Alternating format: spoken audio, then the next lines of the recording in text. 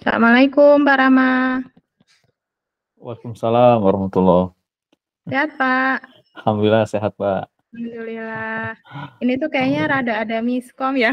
Mohon maaf. Jadi kalau di tornya ternyata 9.30 ya. Kita tadi nge-share-nya jam 9. Jadi ada beberapa yang tadi join jadi ini. Oh Tapi ini iya. kita izin ini ya Pak, izin mulai aja berarti ya Pak ya. Nanti Iya. kita izin. Nanti ada yang bisa bantu ini ya. Saya kirim slide-nya ya. Oh iya boleh ke Zaza. Zaza mungkin boleh chat ke Pak ini, ke Pak Rama. Tadi sempat ditanya sama Pak siapa Mas Bayu ya? Mas Ada Bayu. materinya enggak gitu.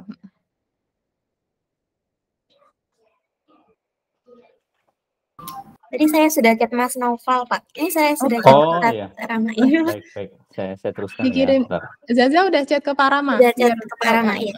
Barusan. Baik. Iya.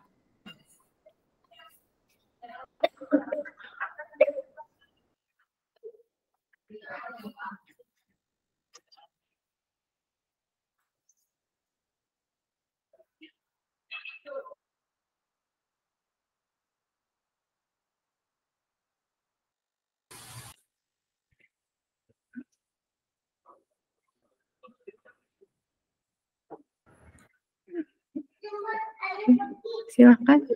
Oke. Kalau gitu kita mulai.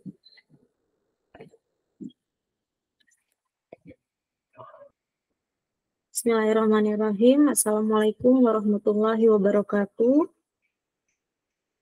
Alhamdulillahirrahmanirrahim. Wassalatu wassalamu ala asyrafil anbiya'i wa mursalin wa ala alihi wa sahbihi ajma'in amma ba'du. Selamat pagi semuanya, Bapak Ibu, Mbak, Mas, dan teman-teman yang sudah berkenan hadir di Nazir Sharing Session yang keempat tahun 2023 ini. Dan insya Allah ini menjadi Nazir Sharing Session yang terakhir di tahun ini. Kemudian terima kasih juga kami sampaikan kepada Pak Rama Wijaya yang sudah berkenan untuk menjadi narasumber untuk kali ini yang insya Allah akan sharing ilmu dan wawasannya kepada kita semua terkait bagaimana kontribusi wakaf bagi pendidikan di Indonesia ini. Langsung saja tanpa berlama-lama, tanpa kita untuk bersingkat.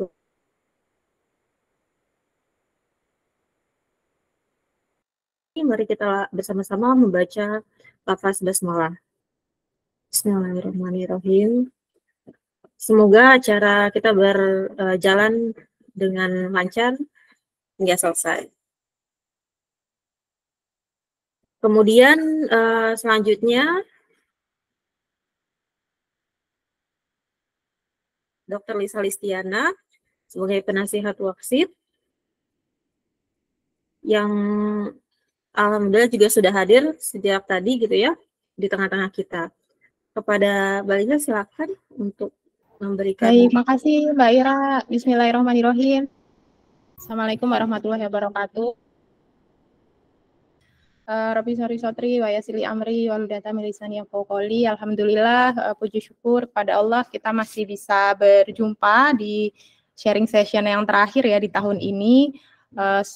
Semoga teman-teman dimanapun berada senantiasa sehat walafiat, sholawat serta salam mari kita juga senantiasa kirimkan kepada role model kita Baginda Muhammad Rasulullah SAW. Yang kedua, terima kasih kepada Pak Rama. Terima kasih Pak sudah berkenan untuk berbagi pengalaman dan juga ilmunya ya di menjadi narasumber di sharing session Nazir hari ini. Nanti kami kalau boleh mohon izin untuk bisa mengupload video ini gitu ya, diskusi ini ke channel YouTube gitu, karena memang sekarang sebagian kegiatan kan sudah mulai kembali offline gitu ya. Jadi ternyata kita di Wasit merasakan ketika kita bikin agenda banyak yang sebenarnya mau ikutan tapi karena udah ada agenda lain gitu ya, jadi nggak bisa hadir live gitu. Jadi kalau nanti boleh kita izin upload gitu ya, para berkenan gitu. Jadi kita agar bisa lebih banyak juga yang dapat manfaat dan insight gitu. Termasuk sebenarnya beberapa mahasiswa di kampus saya itu mereka juga ada cukup banyak yang mau ngambil topik terkait wakaf gitu, dan kemarin beberapa ada yang sebenarnya mau mengambil topik terkait kaitannya wakaf dan pendidikan gitu. Cuman kalau mahasiswa tuh sekarang hari pertama UTS gitu ya, jadi ternyata belum bisa hadir juga gitu untuk live. Jadi nanti kalau recordingnya ada, saya izin share juga gitu. Jadi terima kasih juga kepada teman-teman ini ya, Zaza, Mbak Ira yang sudah mengkoordinir. Semoga nanti ini bisa jadi satu ini ya diskusi kita bagaimana sebenarnya kalau untuk wakaf dan pendidikan ini kan salah satu yang di Indonesia cukup populer nih 3M gitu ya, madrasah itu sebenarnya pendidikan gitu.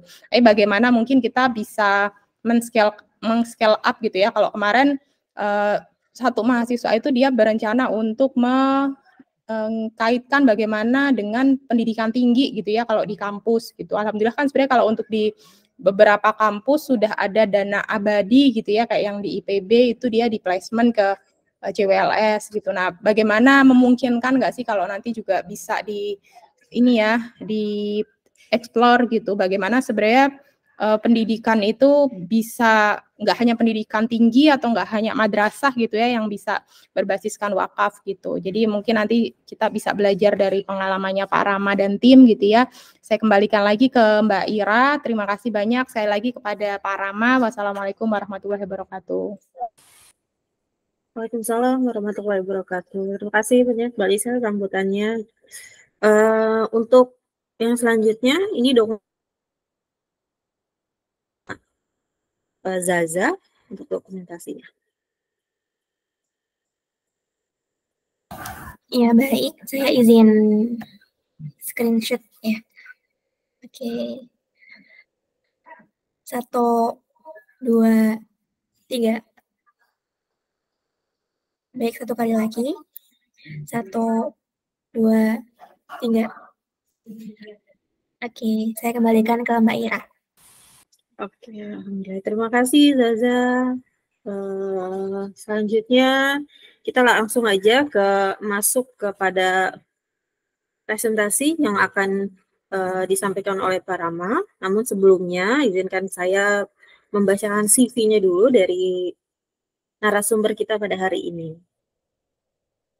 Narasumber hari ini Pak Rama Wijaya yang saat ini berdomisili di Gunung Sindur, Bogor, Jawa Barat.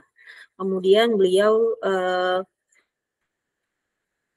pendidikan formal didapat juga dari Fakultas Dakwah dan Komunikasi di UIN Syarif Hidayatullah Jakarta. Pak Rama juga sudah menekuni dunia filantropi ini berarti sejak kuliah dengan menjadi direktur di sebuah lembaga kemanusiaan di kampus dan sering menjadi volunteer di beberapa filantropi nasional dan mewakili kampus dalam event-event kemanusiaan ya, sehingga ini yang membuat beliau terasah untuk kepekaan sosialnya dan dunia pemberdayaannya khususnya dalam dunia filantropi di Ziswaf, Zakat, Infak, Sedekah, dan Wakaf.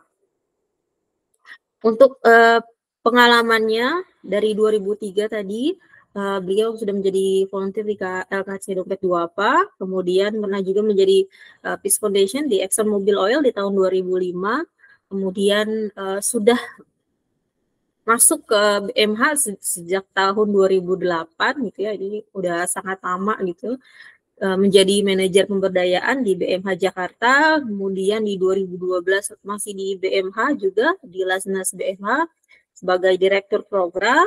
Di 2014 menjadi direktur Markom Marketing dan Komunikasi, kemudian di 2016 masih di Lasnas BMH menjadi direktur operasional hingga di 2019 sampai dengan sekarang di Baitul Wakaf menjadi direktur. Kemudian organisasi dan aktif di organisasi, salah satunya di Forum Wakaf Produktif sebagai pengurus, kemudian ada di Ketua Pesantren Agro Indonesia di Ciamas Bogor sebagai ketua pengurus juga, kemudian sebagai inisiator juga di Aksi Wakaf atau aktivis CR Wakaf, dan sebagai pengurus di Cemerlang Corner. Kemudian untuk Di bidang bisnisnya juga aktif di PT Mulia Mandiri yang berdiri di tahun 2018. Selain itu, aktivitas lain selain di lembaga yang tadi saya sebutkan, juga menjadi trainer di seputar filantropi di Institut Fundraising Indonesia, kemudian menjadi pemateri di terkait wakaf dalam program workshop aksi wakaf, kemudian di rubrik wakaf majalah Suara Hidayatullah sebagai pengelola rubrik dan juga sebagai penulis, dan juga mengisi mata kuliah pengelolaan siswa di Sekolah Tinggi Ilmu Ekonomi Hidayatullah.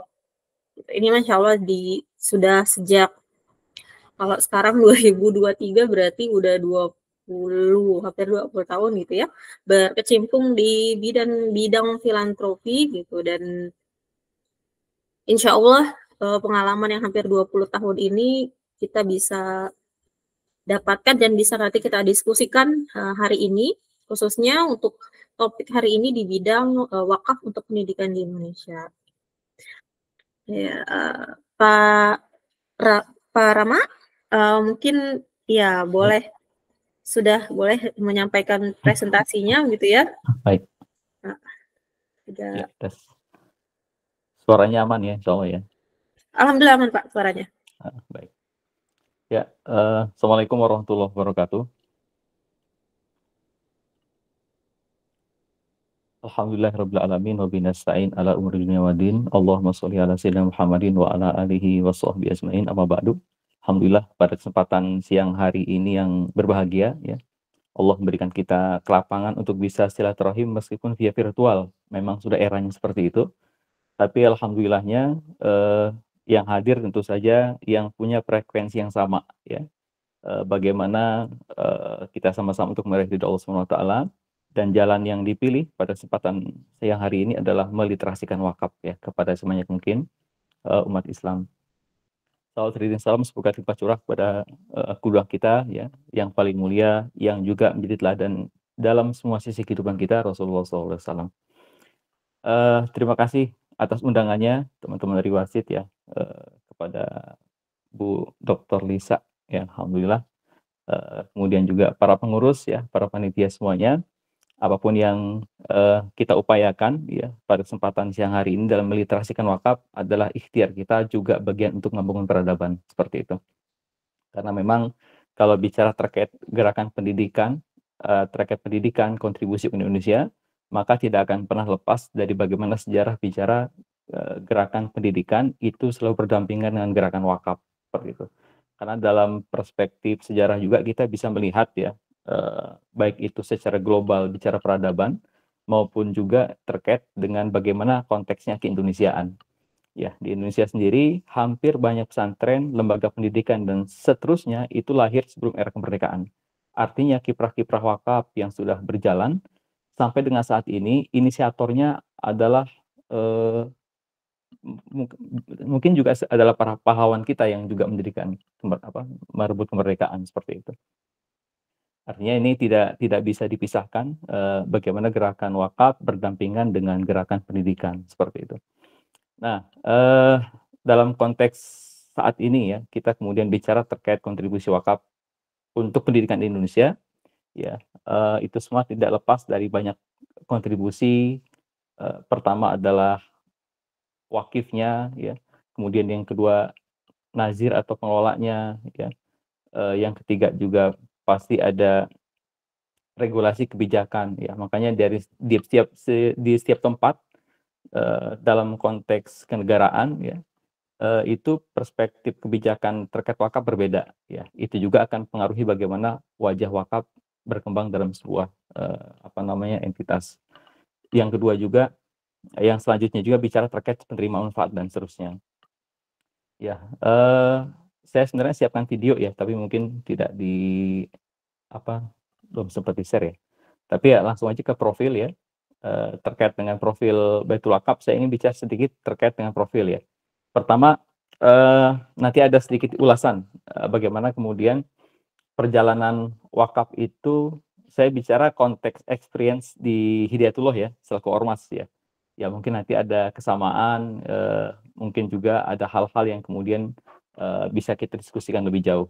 Ya, yang pertama, Baitul Wakaf merupakan lembaga konsen dalam menghimpun dan mengelola wakaf dengan tujuan bangun kesejahteraan umat yang keberadaannya di bawah Ormas Hidayatullah waktu itu menjadi entitas dari BMH. Jadi kesadaran wakaf itu mulai tumbuh tahun 2000. Sebenarnya kalau secara aset sudah lama, ya, tapi kemudian mulai ada kesadaran bagaimana konsentrasi untuk mengembangkan wakaf ke sektor produktif itu 2019, ya. Maka karena kita ada bagian dari BMH, ya, BMH waktu itu lebih banyak intervensi ke sisi ZIS-nya. Dari 260 miliar yang terhimpun, itu hampir semua habis untuk keperluan-keperluan yang sifatnya kebutuhan-kebutuhan yang mendesak lah seperti itu. Terkait apakah itu pembiayaan pendidikan dan seterusnya. Dan setiap tahun targetnya nambah gitu. Kalau target tahun sekarang 200 miliar, nanti tahun depan naik 280, tahun depan naik lagi 300 sekian gitu. Dan itu tidak akan pernah berkurang.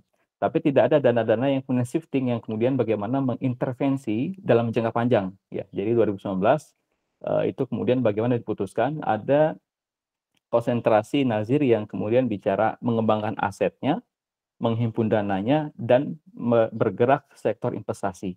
Nah, ini yang kemudian salah satu dihadirkan Baitul Wakaf, ya, seperti itu. Ya, yang alhamdulillah perjalanannya sudah saya sendiri merasa pemain baru di wakaf, ya. Karena saya sejak kuliah itu lebih banyak bergerak di sektor ZIS-nya sebenarnya, di sektor programnya, berai dan seterusnya, kemudian bagaimana bergerak ke sektor wakaf. Dan ini cukup jet lag-nya di awal, ya, karena kan secara mindset sudah berbeda, ya. Mindset teman-teman yang bergerak di LAS bergeser ke mindset nazir itu sudah beda gitu. Termasuk juga pada sisi kompetensinya gitu kan, kapabilitas dan juga cara pandang terkait dengan dananya. Nah, ini yang kemudian mendorong banyak teman-teman di lembaga LAS, ya, membentuk nazir juga, ya. Bagaimana kemudian ada pendanaan yang jangka panjang dikelola. Nah, ini sekilas, ya, terkait dengan beberapa hal apresiasi dan penghargaan termasuk legalitas dari Baitul Wakaf. Ya, lanjut. Nah, saya dalam setiap kesempatan selalu menyampaikan ini gitu. Jadi di entitas pendidikan itu kadang-kadang secara frekuensi pemahaman itu hampir sama dan menyamakan ketika bicara zakat, infak, dan wakaf gitu. Meskipun infak itu meskipun wakaf itu bagian dari infak sebenarnya, ya, cuma cara pandang yang berbeda. Nah, ini yang kemudian juga menjadi salah satu pembeda gitu. Bagaimana kemudian kalau bicara pada sisi program zakat adalah mustahik, ya. Sudah jelas penerima manfaatnya, kemudian juga sedekah bisa untuk semua orang, kemudian wakaf itu bisa orang, bisa keluarga, ya. Ini juga salah satu pendekatan-pendekatan yang berbeda ketika bicara antara sedekah dan juga zakat. Yang kedua, sifat pemberiannya, kalau sedekah lebih kepada konsumtif, ya, kemudian zakat bicara konsumtif, sebagian produktif. Ada zakat produktif yang kemudian dikelola, ya, meskipun ada perdebatan di sini, ya, dari sisi fikihnya boleh atau tidak dan seterusnya. Tapi secara literasi yang diperoleh, ya, dan arahan dari beberapa kebijakan itu masih diperbolehkan dengan syarat-syarat tertentu, ya. Kemudian wakaf itu produktif selamanya. Kemudian harta pokok, sedekah habis, ya, zakat habis dan sebagian produktif. Kemudian kalau wakaf itu harus kekal, ya. Ini perspektif pemahaman nazir bagaimana bisa menahan pokoknya, ya, sesuai dengan hadis-hadis yang menjadi dasar wakaf, tapi menyalurkan sisi manfaatnya. Hasilnya kalau sedekah tidak ada karena setelah diserahkan selesai gitu. Zakat mungkin ada kalau dikelola produktif, kalau wakaf ya harus ada hasilnya. Bagaimana mauquf alaihnya bisa terbantu, ya, terkait dengan agenda-agenda yang dilakukan di sektor wakafan. Ya, next. Ya, ini juga hal yang kemudian menurut saya menjadi salah satu mandat yang penting yang kita pahami dalam konteks keindonesiaan. Bagaimana ada amanat, ya, pendidikan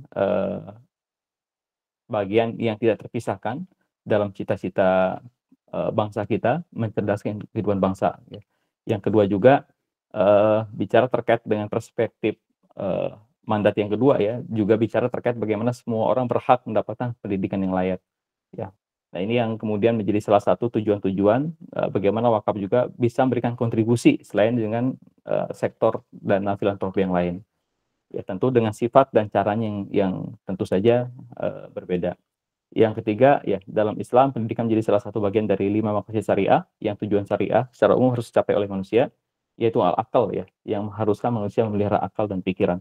Ini saya kira sudah sejalan ya, bagaimana kemudian menjadi ruhnya ketika bergerak ke sektor pendidikan ya, itu punya semangat untuk kemudian bagaimana berkontribusi kepada bangsa.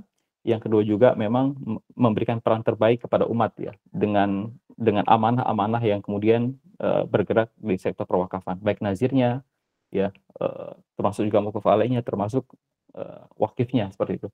Ya, next. Nah, ini peluang wakaf untuk pendidikan ya. Saya kira kalau kita bicara sejarah ini tidak akan pernah ada habisnya. Karena dari setiap sudut tempat bicara kejayaan Islam pasti ada peninggalan wakaf yang sampai sekarang masih terlihat dan masih eksis seperti itu. Dalam setiap lintasan tempat yang kita lewati ya di masa-masa kejayaan Islam ya, itu pasti ada teks-teks tertulis yang bisa kita diskusikan dan tidak akan pernah habis diskusinya. Ya, kemudian juga bicara konteks keindonesiaan, ya sekarang sudah banyak lembaga pendidikan yang kemudian muncul, eksis, ya berkembang, bukan sekedar bertahan ya, tapi berkembang, dan peran wakaf sangat strategis di sana. Ya, saya kira ini tidak bisa dihilangkan dari sisi itu. Nah, yang selanjutnya kalau kita lihat, saya mengutip dari Siwa Kemenak tahun 2022 ya, ketika bicara terkait wakaf untuk pendidikan, itu peringkat kedua setelah masjid dan musola gitu. Jadi bicara pemanfaatan tanah wakaf untuk sektor pendidikan merupakan program terbesar yang dipraktekkan setelah masjid dan musola. Ini yang kemudian kita punya asumsi ya, bagaimana kemudian wakaf untuk pendidikan itu memang sudah dikenal luas oleh masyarakat di Indonesia, oleh Muslim Indonesia, merupakan hal yang tidak asing ya. Ini juga menjadi salah satu program strategis sebenarnya yang dijalankan oleh para nazir wakaf ya, karena memang kalau bicara literasi terkait wakaf untuk pendidikan, membangun madrasah dan sekolah itu pasti lebih mudah daripada kemudian bicara sektor yang lain ya. Nah, ini pengalaman Baitul Wakaf juga sama ya dengan teman-teman BMH. Kalau kita kemudian membangun infrastruktur untuk pendidikan, itu responnya tinggi ya, responnya sangat tinggi dan insya Allah lebih mudah gitu. Tapi kalau kemudian bergeser bagaimana bicara wakaf uang, nah ini biasanya agak sedikit mandek ya, seperti itu. Pada sisi partisipasinya ya, pada sisi partisipasinya. Ya, ini tentu kita hadiri, ini kita pahami bahwa ini adalah bagian dari sejarah dan data juga menyampaikan kondisi-kondisi seperti itu. Ya, yang selanjutnya bicara hadirnya miniatur program wakaf pendidikan telah menjadi momen yang terlihat dan sangat dekat. Nah, salah satu kemudian orang termotivasi untuk mensupport wakaf dalam sektor pendidikan karena mereka melihat hasilnya. Ya, karena mereka melihat hasilnya. Yang kedua juga banyak program-program serupa dalam sektor pendidikan yang itu juga secara jelas memberikan manfaat yang luar biasa kepada umat.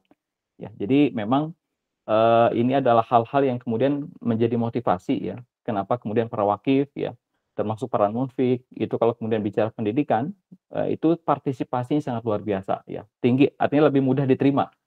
Ini salah satu yang kemudian motivasi yang ada ya. Kemudian ada sebenarnya ada peluang juga ya, banyak lahan yang belum terkelola ya. Itu juga menjadi salah satu bentuk potensial ke depan yang akan dikembangkan kalau ingin bergerak ke sektor pendidikan ya. Pengalaman saya di Hidayatullah misalnya, kita itu terima tanah itu hampir di banyak tempat gitu. Tapi tidak semua tanah itu keinginan wakifnya ya, itu pengennya bikin pesantren, bikin sekolah dan seterusnya. Tapi kan kalau bicara kita kan punya keterbatasan pada sisi kapital untuk mengembangkan di atas aset wakaf ya. Meskipun nanti pada sisi perjalanannya kita sudah banyak gitu aset-aset lembaga pendidikan dan seterusnya, tapi itu masih terus menerus terjadi sampai sekarang ya. Saya catat kemarin ketika 2 minggu lalu ya, saya melisting kepada teman-teman di organisasi ya, mana aset-aset wakaf yang kemudian bisa dikembangkan gitu. Itu banyak ya, ternyata banyak sekali. Dan itu perlu kapital ya untuk pengembangannya, dan rata-rata amanahnya maunya di pendidikan. Nah, ini juga bicara terkait bagaimana sektor pendidikan salah satu pilihan yang favorit ya, selain bicara terkait masjid, musola dan seterusnya. Ya, next. Nah, saya sedikit bicara terkait milestone pengelolaan wakaf di ini sebagai contoh saja sebenarnya ya. Di Hidayatullah ya. Itu sebenarnya sejak tahun 1973. Jadi nerima aset wakaf itu sejak tahun 1973, sejak mulai berdiri dengan beberapa orang seperti itu. Ya, jadi waktu itu sudah mulai nerima aset wakaf ya. Yang kedua menetapkan core-nya ketika bicara core organisasi itu kan ada pilihan ya. Core-nya adalah di pendidikan dan dakwah misalnya. Di pendidikan ini kemudian nanti turunan programnya adalah pesantren, kemudian juga sekolah gitu. Kemudian sumber dayanya disiapkan untuk menjadi tenaga guru, tenaga dai ke berbagai daerah di Indonesia. Nah ini yang kemudian mempengaruhi bagaimana perjalanan ke depan. Ya, tahun 2000 ya ada aturan di organisasi sudah mulai dibuat, mulai ada sentralisasi aset ya, karena memang kita mengalami kalau bicara terkait aset wakaf ya, tidak dijaga itu banyak problem dan persoalan setelahnya. Ya. Nah ini yang kemudian ada aturan dan seterusnya, ya. Kemudian ada lembaga sendiri yang menangani di ormas ya, untuk bicara terkait bagaimana aturan-aturan terkait penggunaan aset dan juga pencatatan legalitas dan penjagaannya. Kemudian 2001 mulai berdiri BMH tuh ya sebagai Lasnas ya. Waktu itu core-nya pun lebih banyak bagaimana menghimpun dana ZIS ya. Jadi tidak menjadikan wakaf ini sebagai salah satu instrumen bagian integrasi yang dikomunikasikan seperti itu, karena memang perjalanannya waktu itu ZIS sendiri zakat terutama masih pada tahap literasi seperti halnya wakaf sekarang ya. Jadi saya ngalami generasi-generasi di tahun 2000-an itu problem wakaf itu program zakat itu kan masih tahap literasi ya, masih diperkenalkan, kemudian juga lembaganya tidak banyak ya, masih terbatas untuk kemudian mengakses ke beberapa instansi untuk kolaborasi dan seterusnya. Tapi beda dengan sekarang. Nah, posisi wakaf ini selaku saya membayangkan kayaknya masih hampir sama kayak dulu. Bedanya sekarang mungkin beberapa lembaga kenaziran, beberapa lembaga LAS itu sudah mulai punya kesadaran membentuk lembaga nazir wakaf. Yang kedua juga sudah mulai banyak publik yang berpartisipasi dalam meliterasikan wakaf ya. Nah, ini yang kemudian menjadi hal yang penting ya perjalanan wakaf sekarang. Nah, aset-aset itu sudah mulai masuk ya, cuma konsentrasinya lebih banyak kepada sisi pendidikan. Kemudian 2012 ya sudah mulai ada akte badan hukum berkumpulan, jadi semua aset terdata hanya ada di pusat ya. 2019 karena kita lihat aset sudah mulai banyak ya, konsentrasi pendanaan juga sangat tinggi dibutuhkan, maka dibentuklah Baitul Wakaf yang konsentrasinya bagaimana berpikir wakafnya produktif gitu. Jadi aset tadi bukan cuma sekedar aset yang kemudian terkonsentrasi untuk program pendidikan yang murni kegiatan sosial dan seterusnya, tapi juga mampu berkembang ke arah yang produktif ya. Jadi ada kolaborasi Baitul Wakaf konsentrasi pengembangan asetnya ya, teman-teman di BMH intervensi dengan ZIS-nya, berikut supporting wakafnya, yang ketiga asetnya itu di bawah organisasi ya. Jadi memang penataan tata kelola wakafnya juga seperti itu. Jadi tidak ada persoalan yang kemudian di asetnya bisa lebih tertata ya.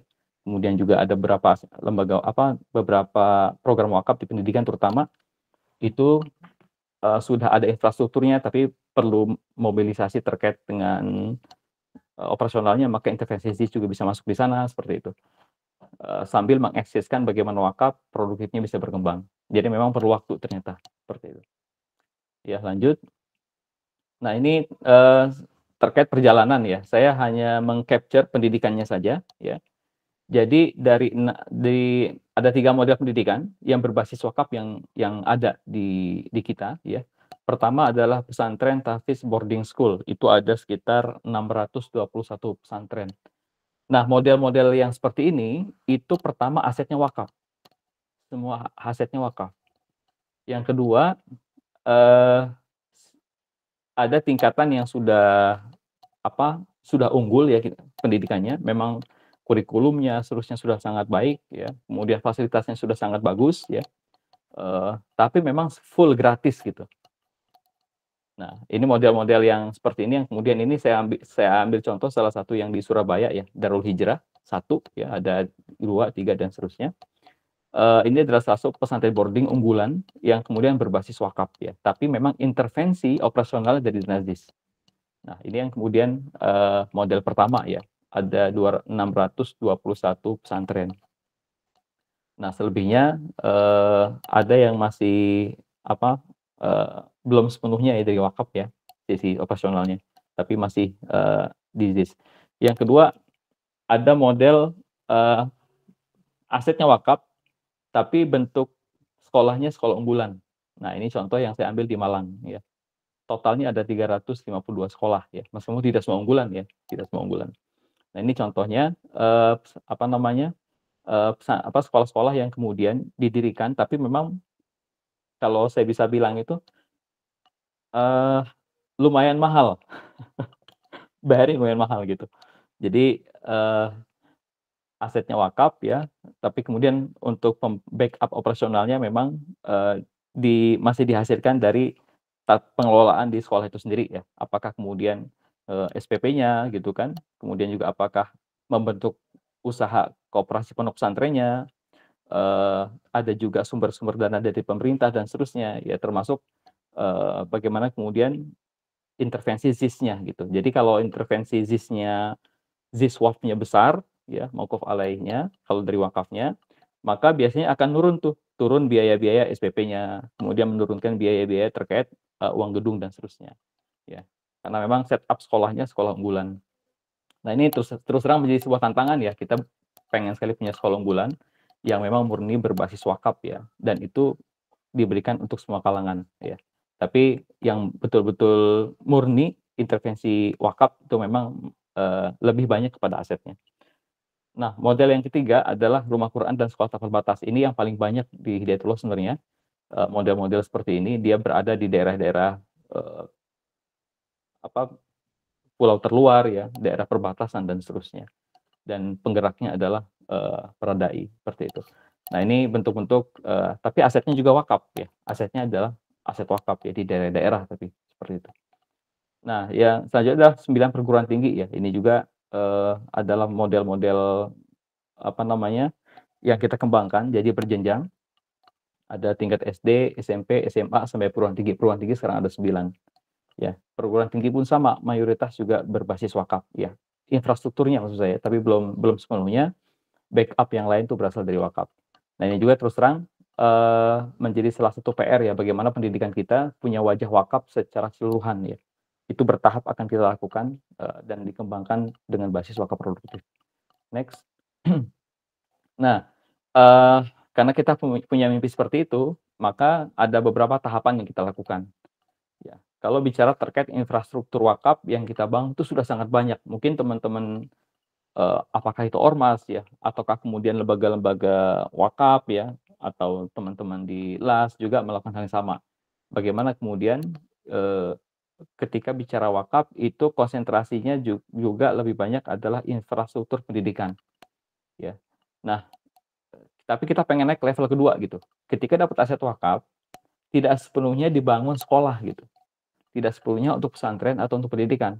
Maka level kedua yang dibuat ya oleh teman-teman itu adalah bagaimana kemudian ada alokasi yang disiapkan untuk masuk ke sektor produktif ya. Nanti saya kasih contoh ya. Itu bukan dimulai ketika di akhir ya, tapi kalau itu bisa kita mulai dari awal gitu. Jadi misalnya gini. Saya dapat aset tanah di Bogor misalnya ya, untuk alokasi pembangunan lembaga pendidikan. Di set plan-nya kita bangun gedungnya ya. Kita bangun gedungnya, kita bangun asramanya, seperti hal yang lain gitu. Tapi ada alokasi-alokasi sektor yang lain, itu yang kita kembangkan, ada peran-peran wakaf produktif yang bisa dikembangkan juga gitu. Misalnya kalau dia bergerak kapasitas sumber dayanya maksud saya, atau dia punya jaringan ya, atau kemudian juga punya kemampuan ya di bidang usaha tertentu, maka itu menjadi salah satu objek ya, sesuai dengan pemetaan lokasi ya. Misalnya kita sisihkan alokasi untuk sektor peternakannya. Kita sisihkan sebagian untuk pengembangan sektor perikanannya. Atau kita siapkan di depannya ada ruangan ruangan ruko yang kemudian disiapkan untuk disewakan misalnya. Atau kemudian ada lapangan futsal yang kemudian nanti bisa dialokasikan juga untuk dikembangkan ke sektor-sektor pendorong wakaf produktifnya. Nah, itu yang kita simulasikan beberapa proyek di sektor pendidikan supaya ada penopangnya, maka level kedua ini dilakukan. Ya, kalau tidak dia akan sangat bergantung kepada ZIS ya, donatur dan seterusnya gitu. Nah, itu tetap jalan ya, tapi ada sektor-sektor lain yang kita pikirkan juga. Karena hampir semua pesantren kita itu rata-rata gratis gitu. Jadi bebannya itu ya. Termasuk pesantren Agro itu gratis ya, seperti itu. Tapi desainnya kita buat level kedua. Nah, level ketiga, membangun infrastruktur bersamaan dengan pengembangan investasi wakaf dalam sektor komersial. Jadi ada model kedua di Jawa Timur misalnya, itu pesantrennya sudah jadi ya, sudah bagus ya. Tapi kemudian bersamaan kita juga menghimpun dana wakaf untuk masuk ke sektor-sektor investasi diri sektor real sebagai penopangnya ya. Nah, ini yang kita lakukan di Baitul Wakaf juga, bagaimana ada pendampingan sekolah lembaga-lembaga pendidikan ke pesantren itu terkoneksi terkoneksi dengan sektor-sektor investasi berbasis wakaf di sektor real. Ya, ini yang kemudian juga kita lakukan. Misalnya kalau di Jawa Timur itu karena sebaran pesantren tidak terbanyak di sana, maka sektor real yang kita pilih adalah di minimarket misalnya yang sekarang berjalan. Di Jawa Barat adalah di sektor peternakan ya. Kemudian juga di sektor pertanian ya. Itu yang kita lakukan bagaimana kemudian bisa menjaga untuk eksisnya tetap bertumbuh dan bisa berkembang. Nah, yang keempat, harapan dan mimpi kita semua adalah bagaimana pendidikan yang unggul disupport penuh dari hasil dana wakaf produktif. Ini perjalanan yang jadi mimpi peradaban wakaf itu sendiri ya. Jadi kalau sudah seperti ini, maka cita-cita kemudian bagaimana wakaf itu memberikan akses dalam menyelesaikan persoalan pendidikan itu bisa terjadi seperti itu. Ya, kalau bicara pendidikan kan persoalannya adalah di sisi tidak semua orang punya kesempatan ya, apalagi pendidikan berkualitas ya, biaya SP-nya mahal misalnya. Kemudian juga ya banyak hal lah yang kemudian menjadi persoalan di sana seperti itu. Nah, ini langkah-langkah yang kita buat ya, bagaimana kemudian lembaga pendidikan berbasis wakaf itu bisa berkontribusi lebih dalam memberikan akses kepada masyarakat ya, kepada umat dengan pendidikan-pendidikan terbaik yang kemudian itu betul-betul nyata dari hasil wakaf. Next.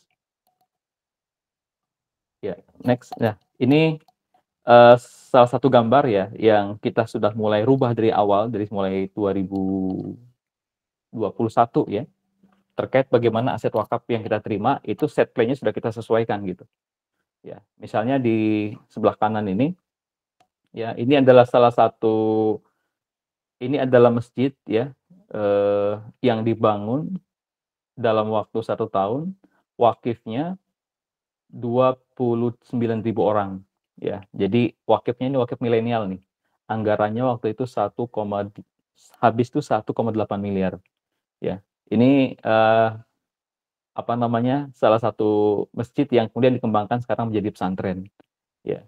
Nah, masjid ini tidak hanya pesantren, tidak hanya sebagai masjid, tapi fungsi di atasnya kita susun sudah mulai mengarah ke produktif ke depannya. Masjid itu menjadi salah satu bagian yang sekarang ada dan kegiatannya sudah jalan, sudah beroperasi. Tapi kemudian ke depan akan ada infrastruktur asrama yang dibangun gitu kan. Tapi kita tidak fokus sampai di sana ke pendidikannya selesai gitu. Tapi bagaimana mengembangkan sektor produktivitas aset wakafnya. Maka kita karena dekat IPB ya, alhamdulillah dekat IPB.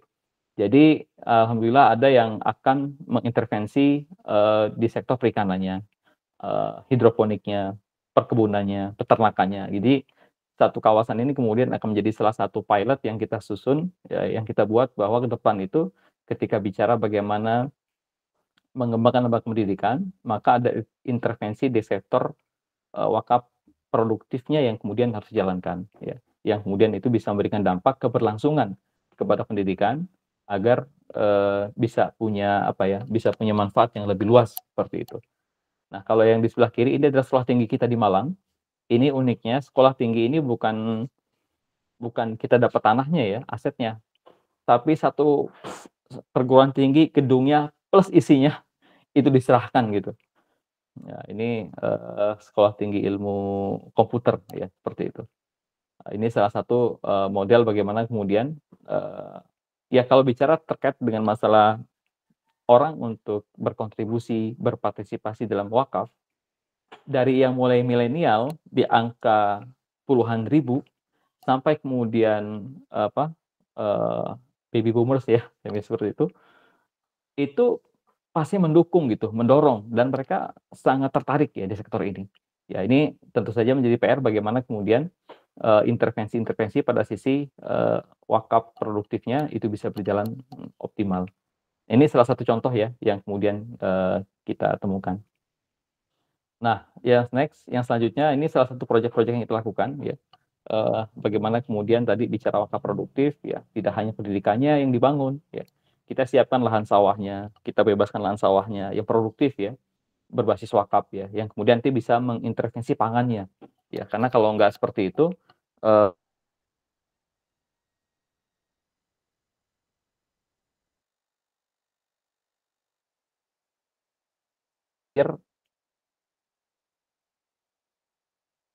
sudah penuh rumah gitu. Sedangkan airnya bagus ya, sanitasi airnya bagus ya, irigasinya juga bagus. Itu sayang kalau kemudian tidak dikelola atau beralih fungsi ya ke lahan pemukiman.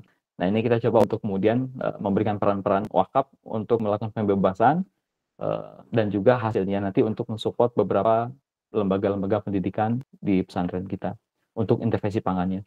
Nah, yang kedua ini di minimarket ya. Ini yang kedua ya.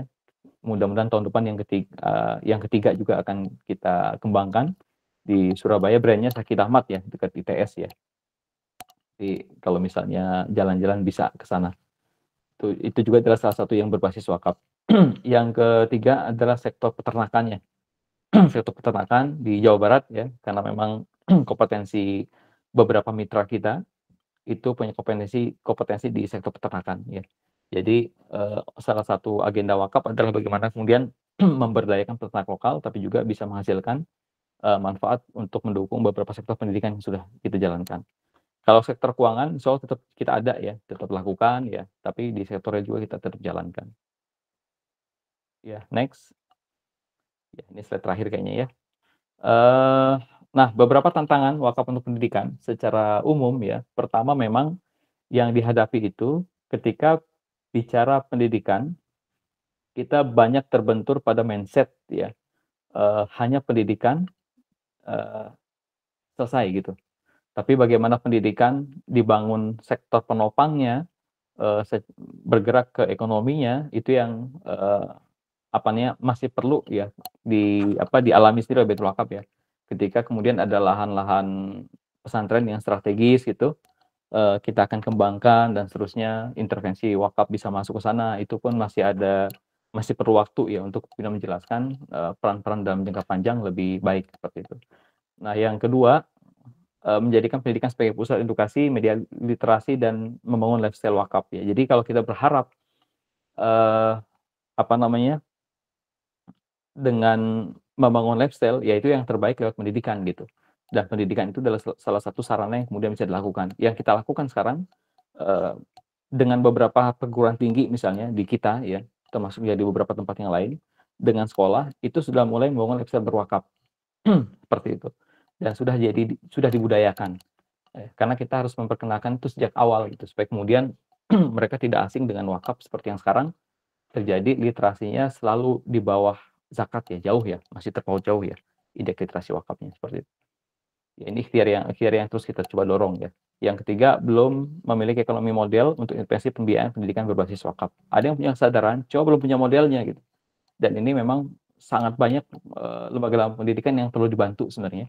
Cuma karena Baitul Wakaf juga terbatas timnya ya, kadang-kadang tidak bisa karena keterbatasan waktu dan seterusnya, sehingga menjadi PR kita bersama ya, bagaimana kemudian pesantren atau lembaga pendidikan itu diberikan beberapa model ya terkait dengan intervensi pembiayaan pendidikan berbasis wakaf ya, dengan mengembangkan sektor aset-aset yang ada ya. Saya kemarin Ya alhamdulillah di teman-teman di Nazir ya sudah ada kolaborasi ya, bagi-bagi peran ya, bagi-bagi kemudian saling mendorong ya, terutama yang punya core program yang sama ya di pendidikan. Untuk kemudian sama-sama memberikan literasi kesadaran untuk membangun bagaimana pendidikan Islam terutama itu punya sektor kemandirian ya, yang berbasis wakaf ya. Karena memang beberapa tempat-tempat yang kita anggap strategis itu menjadi PR bagaimana kemudian bisa mandiri ya secara finansial ke depan menjadi penopang operasional secara kelembagaan. Ya, saya kira itu saja yang bisa saya sampaikan pada kesempatan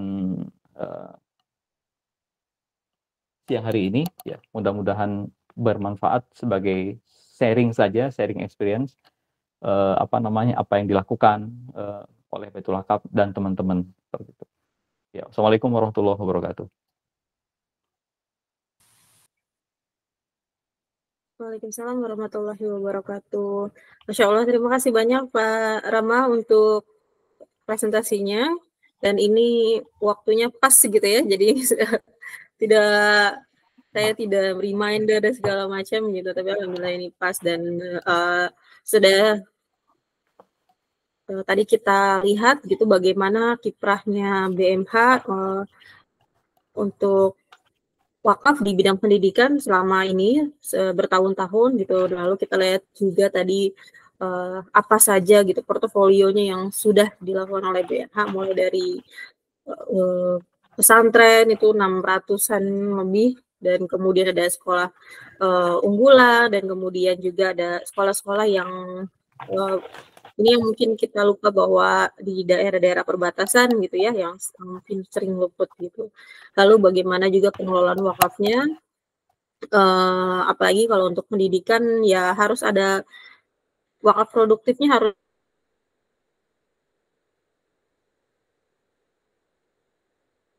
saja. Kita masuk ke sesi diskusi dan tanya jawab. Untuk Bapak Ibu, teman-teman semuanya, jika ada yang mau bertanya, boleh raise hand dulu. Lalu kemudian on cam boleh, kalau tidak bisa mungkin bisa disampaikan di kolom komentar. Saya silakan untuk yang mau bertanya.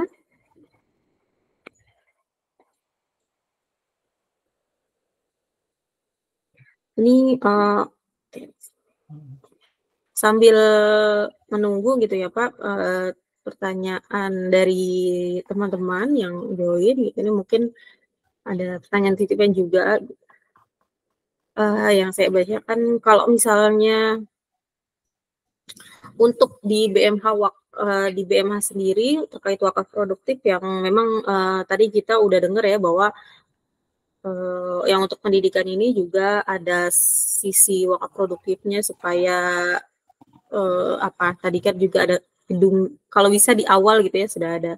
Nah, untuk bagaimana untuk manajemen resikonya gitu. Nah, kemudian strategi fundraisingnya itu untuk seperti apa gitu untuk wakaf pendidikan, karena kalau kalau yang saya tahu juga gitu ya, ada juga yang memang orang yang punya aset mungkin tanah ya, tapi ya aset wakaf biasanya ada juga yang kasih aja gitu ke nazir, sedangkan nazirnya kan yang harus memikirkan juga ya, kalau tanah aja harus dibangun, oh ini nih buat sekolah katakanlah, itu kan harus ada dana pembangunan dan segala macamnya gitu. Nah ini di BMH sendiri gimana sih strategi fundraisingnya gitu untuk wakaf pendidikan ini Pak? Iya, baik, terima kasih. Ya, jadi perjalanan kita ya terkait dengan wakaf ya, terutama di BMH dan di Baitul Wakaf. Kadang-kadang tidak semua aset wakaf yang diserahkan itu kita terima gitu. Karena memang akan jadi beban ya ketika kemudian bicara amanah ya, kita terima berarti kita sudah siap dan konsekuensi bagaimana mengembangkannya. Ya, jadi beberapa contoh misalnya kita kemarin dapat tawaran tanah wakaf di daerah Banten itu ya, di daerah Banten itu sekitar 2 hektar ya. itu sudah berjalan 3 bulan, kita belum selesai gitu, karena kita harus ada feasibility study dulu ya, mau jadi apa tuh. Bahkan kita bekerja sama dengan beberapa tim yang ahli ya, untuk kemudian mendalami lebih jauh ya, terkait dengan pemanfaatan aset ke depan ya. Kalau di sektor bisnis akan jadi apa gitu. Kemudian pasarnya siapa dan seterusnya. Jadi ketika aset wakaf itu kita terima, kita putuskan, maka konsekuensinya kita akan siap untuk all out bagaimana mengembangkan ke sektor wakaf produktifnya. Ya, akhirnya kemarin kita putuskan, oke, mungkin jadi Coastal ya, karena area-area dekat kampus dan seterusnya. Ya akhirnya itu prosesnya panjang tuh biasanya tuh, ya proses panjang. Ya karena pengalaman kita juga ada beberapa aset wakaf yang tidak optimal pada akhirnya ketika diterima. Nah, itu langkah pertama yang kita lakukan ya, selain kita juga mengecek legalitasnya, tidak ada sengketa dan seterusnya, ya itu sudah pasti ya. Tapi yang kedua, kita melibatkan beberapa tim profesional yang juga di awal terlibat di feasibility study-nya, sampai kemudian proyek wakaf itu akan berwujud menjadi apa ke depan, seperti itu. Dan fungsi nazir adalah setelah itu baru dilakukan tracing. Nah, karena skala-skala wakaf produktif seperti itu kan tidak murah ya.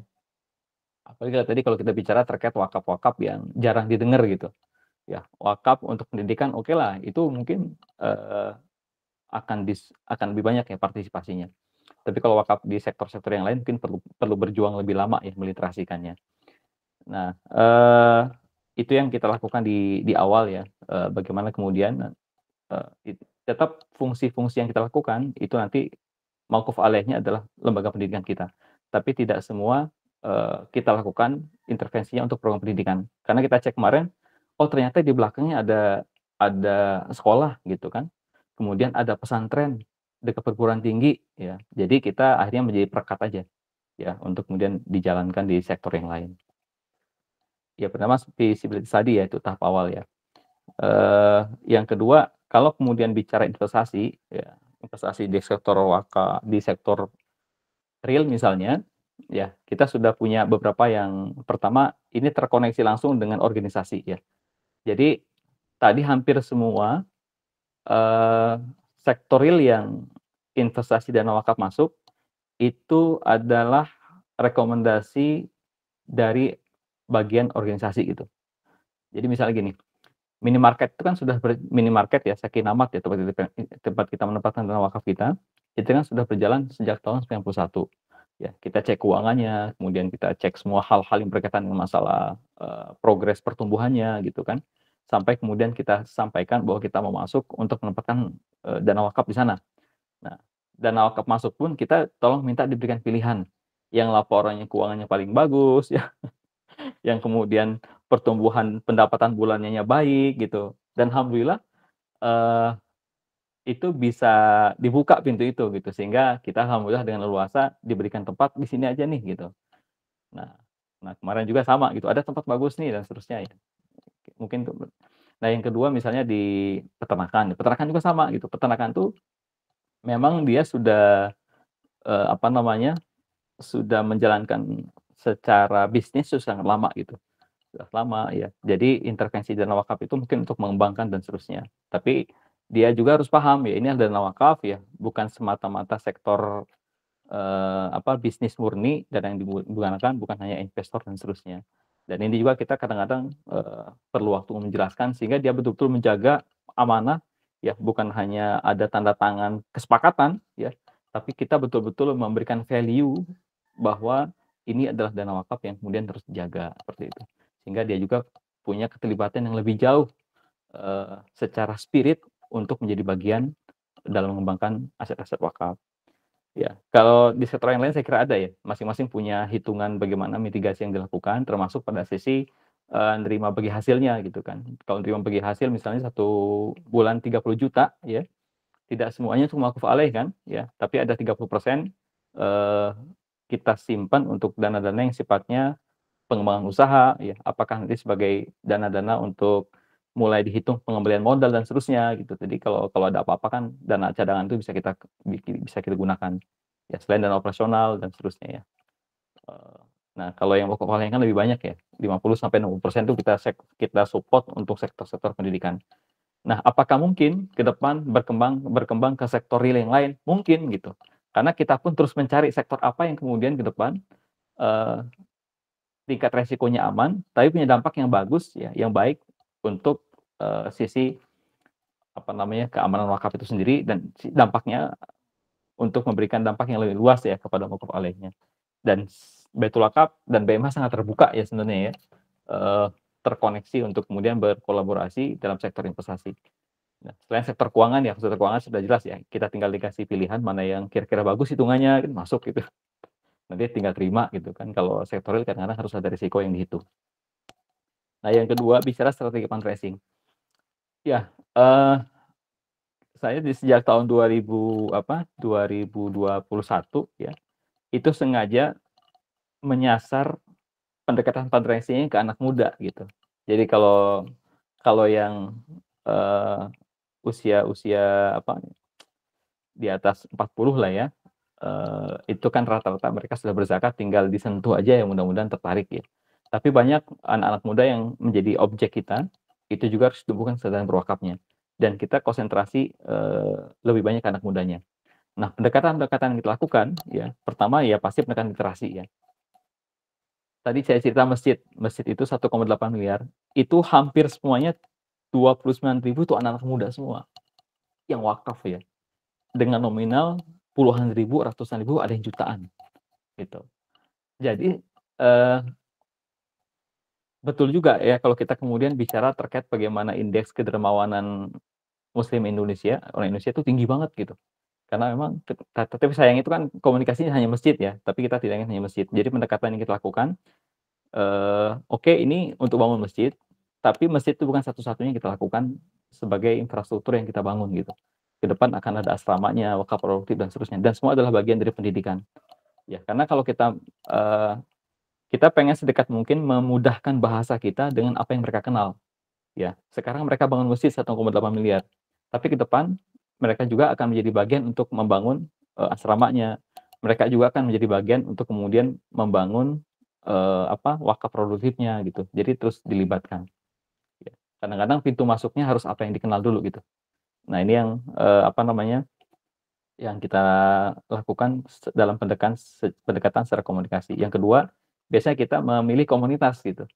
Karena kalau anak muda kan senangnya ngumpul, ya. Ngumpulnya ada dua, memang ngumpul nongkrong atau ngumpul di media sosial. Ketika mereka berkomunitas, maka itu adalah target untuk diliterasikan wakaf lebih mudah. Ya, pengalaman teman-teman di Baitul Wakaf juga sama seperti itu, di BMH juga sama seperti itu. Kalau nyasar anak muda ya temui dan kenali tongkrongannya di mana gitu. Baru kemudian kita masuk untuk meliterasikan. Maka sebanyak mungkin dekati komunitas di anak muda, maka literasi wakaf akan semakin mudah mereka terima dan keterlibatan mereka akan semakin besar untuk mendorong pertumbuhan wakaf seperti itu. Saya kira itu yang sebagai sebuah pengalaman aja yang bisa saya share. Iya, terima kasih Pak Rama. Ini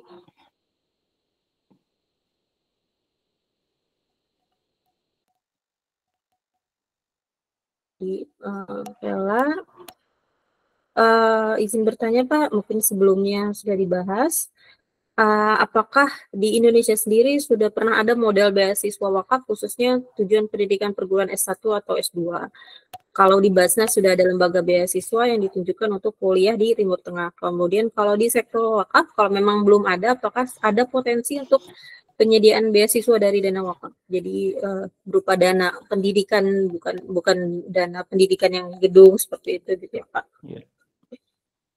Iya. Iya, kalau di kita ya, sebenarnya ada ya, program itu akan selalu ada sebenarnya. Tapi memang supporting terbesar selama ini lebih banyak diintervensi oleh dana ZIS-nya ya. Kalau dana wakafnya itu mungkin baru 5-10%.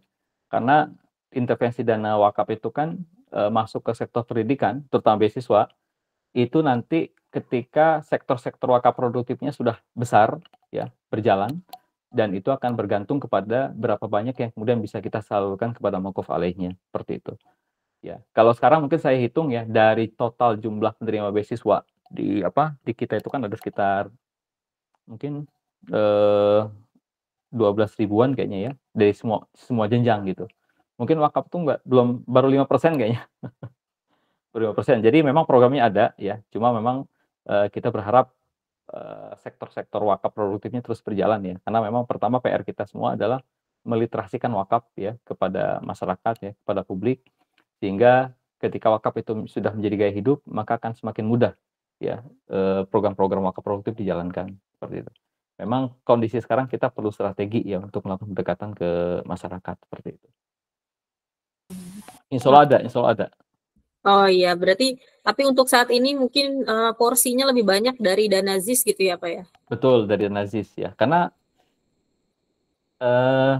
itu langsung gitu. Jadi kalau kita misalnya gini, ada dana kita memberikan informasi kepada wakif kita ya, atau donatur atau munfik gitu, menjadi program biaya orang tua asuh misalnya ya, atau program-program yang sifatnya bantuan beasiswa secara langsung, itu partisipasinya tinggi gitu. Tapi kalau kemudian wakaf untuk pendidikan, nah ini kadang-kadang perlu ada penjelasan lagi seperti itu. Makanya masih perlu literasi yang cukup seperti itu. Tapi program itu akan kita buka terus, tetap ada. Cuma mungkin porsinya yang mungkin perlu waktu ya untuk bisa lebih besar. Iya betul memang. Selain itu kan mungkin dana wakaf juga perlu dikelola gitu ya. Iya. Nah, dari teman-teman yang lain silakan kalau ada pertanyaan boleh raise hand. Kalau saya mau tanya nih Pak, kalau misalnya tadi saya lihat gitu ya di slide-nya BMH ini kan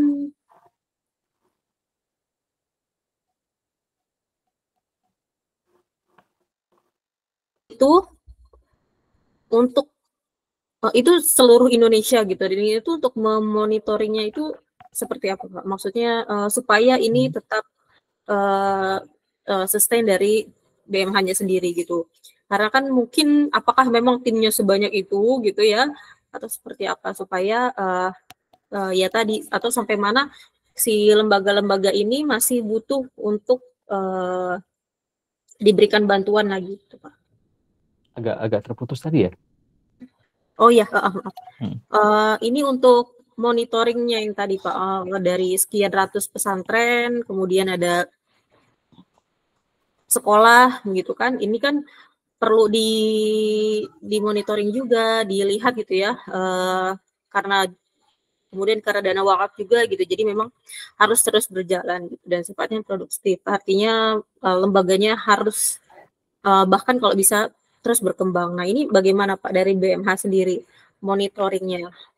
Apakah misalnya ya udah lepas atau sampai mana sih BMH sendiri untuk monitoring tersebut atau sampai lembaga tersebut kayaknya udah benar-benar bisa mandiri? Oh iya, baik. Ya, pertama memang kita tidak sendiri ya. Tidak, artinya bukan hanya ada BMH atau Baitul Wakaf saja, tapi kita bergandengan dengan jaringan organisasinya seperti itu. Dalam pengertian gini, ini kan posisi lembaganya kan menjadi bagian dari ormas ya, ormas Islam di Hidayatullah misalnya. Maka bicara terkait dengan infrastruktur yang menjadi mitra kita adalah semua entitas yang ada di ormas ya, misalnya tingkat daerahnya ya, tingkat wilayah dan seterusnya. Dan itu adalah mitra-mitra kita untuk juga melakukan monitoring terhadap aset-aset wakaf yang kita lakukan. Nah, bulan lalu kita ngecek nih, kan kita sudah di sosialnya ya, karena semua aset wakaf kita lagi cek nih. Sekarang kan kondisi kekeringan, ya, krisis air ya di mana-mana. Kita cek tuh dari puluhan titik wakaf sumur produktif yang kita bangun, ada nggak yang bermasalah gitu, yang kemudian ternyata alhamdulillah semuanya bisa berjalan baik.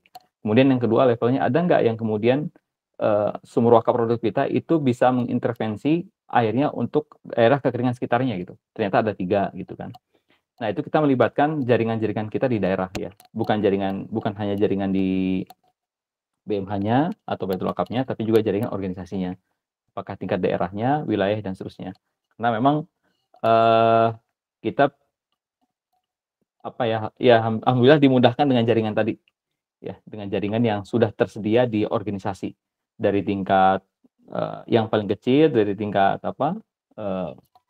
cabang ya. Kemudian juga di daerah gitu kan, ada juga di tingkat provinsi ya. Nah, itu yang kemudian memudahkan kita untuk sisi mengkoordinasikan terkait mendata ya, apakah ada aset-aset wakaf yang bermasalah ya, atau kemudian yang sudah kita bangun ada persoalan di mana, kemudian juga apakah aset wakaf kita sudah berkembang ke sektor yang kita harapkan atau masih ada persoalan di mana gitu. Itu terkoneksi dengan mitra kita di daerah. Ya, mungkin infrastruktur itu yang memudahkan kita ya selama ini mengembangkan itu. Jadi memang tidak ada cost yang keluar karena memang mereka di daerah telah menerima manfaat dan kita fungsinya melakukan monitoring supaya berkelanjutan. Kalau ada persoalan kita intervensi di sektor mana yang kemudian bisa berdampak lebih luas. Seperti itu. Oke. Berarti ada secara periodik gitu Pak di monitoring. Iya. Ada biasanya per 6 bulan ya. Per 6 bulan juga. Kecuali kalau yang kemarin yang berkaitan langsung dengan kondisi aktual di kita kayak wakaf sumur produktif yang kita bangun ya. Itu biasanya per 3 bulan gitu. Karena kita pengen aset wakaf yang kita kelola itu betul-betul bisa menyelesaikan solusi minimal di sekitarnya lah gitu. Supaya kemudian bisa punya dampak yang lebih masif ya, seperti itu. Berarti sama itu berarti ya Pak, sama tadi kan sumur ketika kekeringan berarti memang harus ngecek semua gitu ya kalau ada keadaan-keadaan yang darurat. Oke. Baik, dari teman-teman, Bapak Ibu, Mbak Mas, kalian yang masih ada pertanyaan? Masih ada sedikit waktu. Kalau mungkin kalau tidak ada, kita cukupkan diskusinya sampai sini. Jika teman-teman ada yang mau bertanya lebih lanjut gitu ya sama Pak Rama terkait BMH, kemudian tentang wakaf produktif dan sebagainya macam, nanti bisa bertanya via ataupun mungkin Pak atau lewat email gitu. Ya. Boleh, insya Allah.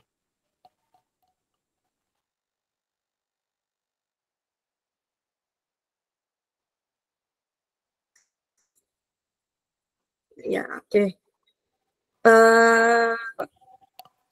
Oke, karena waktunya sudah 10.40 gitu, mungkin sebelum ditutup, Pak, boleh ada dua patah kata gitu untuk teman-teman, khususnya supaya membangkitkan semangat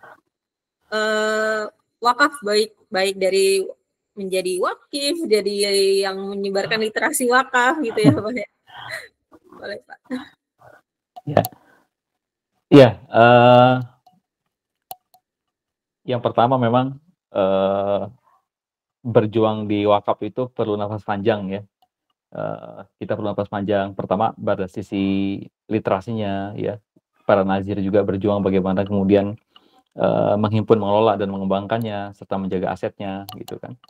Insya Allah semua adalah amal jariah yang kita akan terima atas kebaikan-kebaikan yang kita lakukan seperti itu. Jadi mudah-mudahan ya kalau kita para milenial, saya milenial nih, belum bisa membangun masjid ya atau belum punya dana yang cukup ya seperti itu. Tapi dengan kondisi teknologi sekarang memberikan kemudahan untuk juga berperan serta dalam wakaf. Ya kalau kemudian para mahasiswa ya yang kemudian punya kemampuan menjadi influencer dan seterusnya, maka peluang untuk meliterasikan wakaf. Ya saya kira kolaborasi dengan banyak pihak adalah hal yang tidak mungkin tidak dilakukan untuk membesarkan wakaf menjadi bagian dari peradaban dan punya sisi-sisi yang berkontribusi lebih besar dalam sektor pendidikan. Itu saja.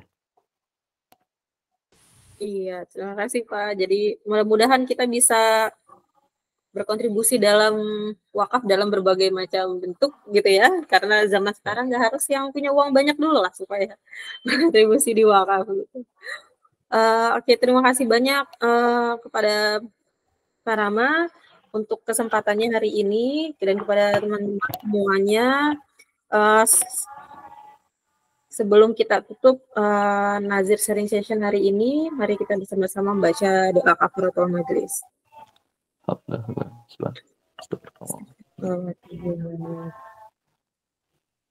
Terima kasih, saya selaku MC mengucapkan banyak-banyak terima kasih sekali lagi kepada Pak Rama. Semoga Wasit masih terus bisa bekerjasama dengan Pak Rama dan teman-teman BMH untuk memajukan, membumikan wakaf khususnya di Indonesia.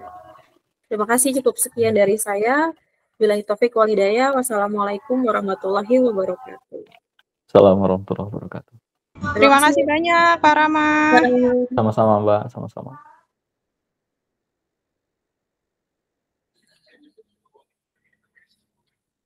Terima kasih banyak Mbak Ira.